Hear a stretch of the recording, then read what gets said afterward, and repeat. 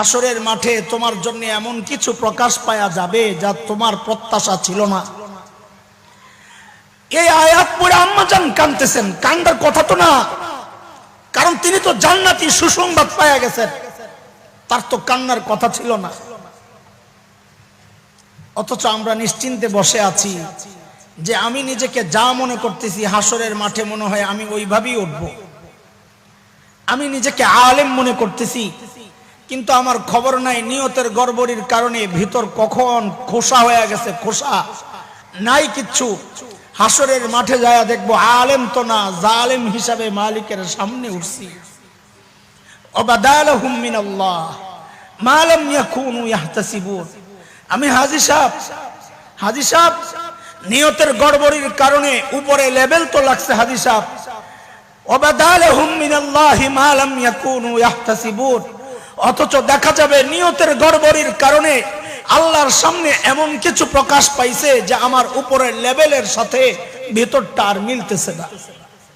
হাদিসের কথাই বলা, আলেমকে জিজ্ঞেস করা হবে, কারিকে জিজ্ঞেস করা হবে, দানবীরকে জিজ্ঞেস করা হবে, শহীদকে জিজ্ঞেস করা হবে কেন হয়েছে এগুলা, কেন করছো?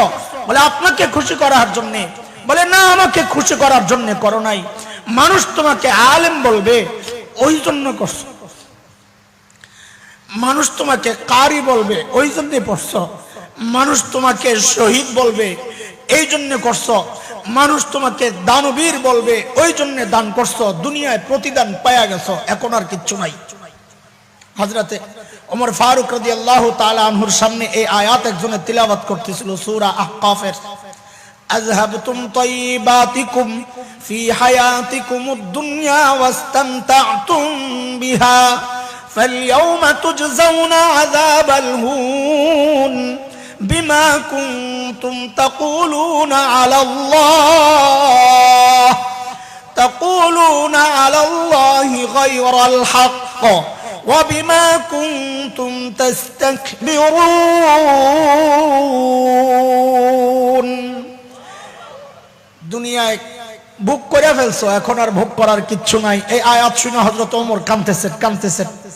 তো একজন বলে এই আয়াত তো আপনাদের জন্য না, আমাদের জন্য না, আমিরুল মুমিনিন এই আয়াত তো কাফেরদের ব্যাপারে।